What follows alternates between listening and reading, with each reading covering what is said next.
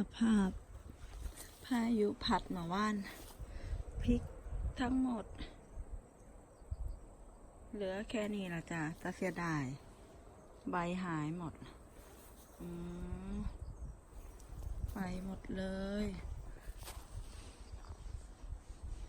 หล่นเต็มเลยจ้ะเนี่ยเต็มดินเลยหมากพริกยังบ่ทันได้สุกเฮ็ดจังไดล่ะบัดเนี่ยดูสภาพ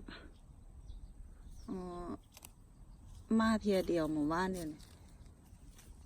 นักเติบอยู่จ้ะแต่ว่าต้นมันมาไป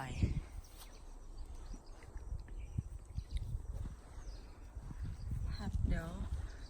ว่างต้องมาเก็บเราจะเพราะว่าตอนนี้นัดออกมาพักกินข้าวเที่ยงมาเบิ่งสภาพสวนหมู่บ้านเนี่ยพายุเขานี่กระตะสุดเลยจ้ะ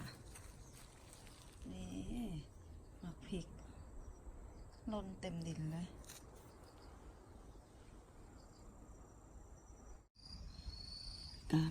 พามาเก็บบักพริกมันเฮียนะจ๊ะพายุหลังจากที่พายุถล่มมาบ้านเพิ่งจะได้เข้าสวนเนี่ยเฮียเต็มมาเลยจ้ะเสียดายดอกบักพริก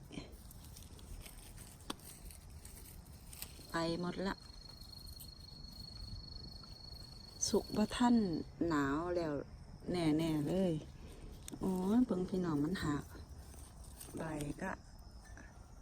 ประมาณนี้บ่เฟิ่นละหลายคนบอกว่าโอ้ยเดี๋ยวมันก็เฟิ่น FC บอกเฟิ่นกับบ่ท่านหรอกจ้ะเพราะว่ามันหนาวแล้วเนาะจะได้ปลูกพริกตางแดดนี่สิล่ะทำมัดหนามันทำมันกระสีจังสิล่ะจ้ะดอกออกหลายเนาะแต่ว่ามาเจอพายุแล้วก็เพราะท่านหนาวแล้วล่ะคิดว่านะคงจะรอปลูกอีกปีหน้าเดือน5 เดือน6พุ่นละจ้ะเนาะเสียดายเพราะหน่วยมันนั่นน้อยกำลังออกเนี่ยพริกกระเลี่ยงก็ไปหมด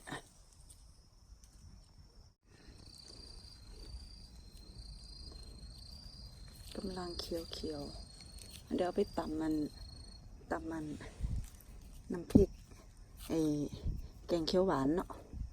พริกสีเขียวต้องเห็ดเขียวหวานกับกินกับแหนมนะจ๊ะนะเอาไปกินกับแหนมเห็ดแหนมไว้ หมู่บ้านมันยังสดอยู่เลยมื้อนี้มันแดดเนาะตกลงบ่ได้เก็บบ่ได้มีเวลาเพิ่งได้เข้าโอ้หลายเติบอยู่เนี่ย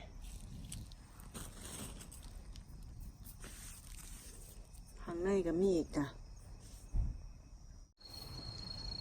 ถั่วพูยังเหลือแต่ยังเหลือให้เก็บโดนลมนิดเดียวฟังทางผุ่นเกือบจะว่าได้กินดอกก็ไปเพราะลม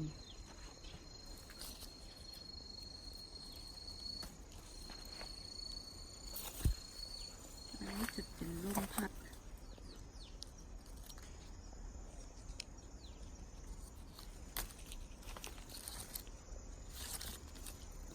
ดอกเข้าไปแล้วเดี๋ยวไปให้พี่อยู่ที่ทำงานเห็ดขนม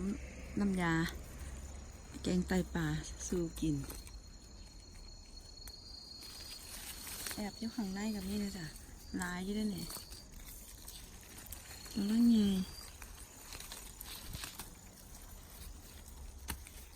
ถั่วพูไปมะข้างถั่ว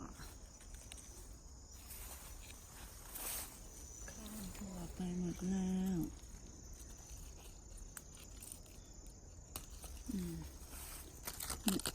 ฝั่งนี้โดนหนักค่ะใบโดน ใบโดนล่มอันนี้ก็โด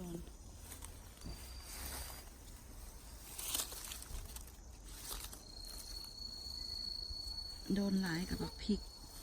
กับบักโทโก้นอกนี่ก็มาโดน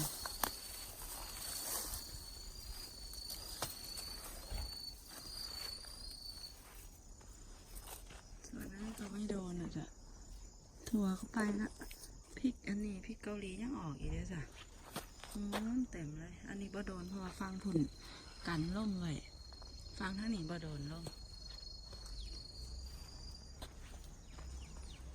โหระพาก็บ่โดนโหระพากะเพราก็ถือแต่บักเขือก็บักหมากเอียงกะ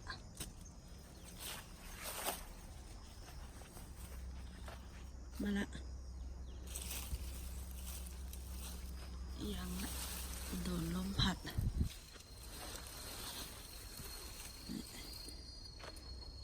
หมากนี่อยู่เลยนี่ยังไม่ทันยังไงเหลือไว้ก่อนนี่ลูกใหญ่ก่อนเนาะไปมาละเริ่มจะเข้าหน้าหนาวแล้วจ้ะเริ่มพักแบบว่านอกร่มนอกฝนล่ะนอกความเย็นล่ะอ๋อมาละปุ่มได้ปะเนี่ยลูกถอดลูกสุดท้ายแล้วบนหน่วยใหญ่ยาวเลยนี่จริงก็กินได้อยู่เลยข้างในก็มีอีกแอบเดี๋ยวเพิ่งแบบเขือ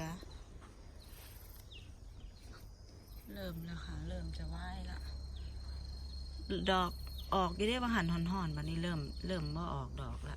นะส่วนนี้นะก็ล่มคะน้ากำลังงอกจ้ะต้นนึงก็ปลูกกะหล่ำปีม่วงกับกะหล่ำปีกับกะหล่ำดาวหรอก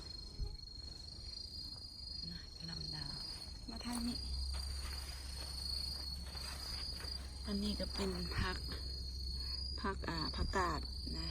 เดี๋ยว15ล่งบักแร่ดิบเนาะมันก็ล่งผักฤดูหนาวไปก่อนถ้าบักฮูอยู่กลางสวนบ่โดนหลายไปไหนจ้ะบักฮูบ่โดนหลายโอเคอยู่จะมาแต่ทางฟังเพิ่นส่วนนี้จะเป็นผักกวางตุ้งไต้หวันหรอเบี่ยมลงไว้สลับกับผักชีเนาะเดี๋ยวเริ่มผ้าปลูกแล้วนักสิผ้าลงคลิปปลูกบีทรูทอยู่จ้ะมีน้องถามเขามาหลายละผ้าปลูกบีทรูทนะเดี๋ยวสิผ้าปลูกเนาะ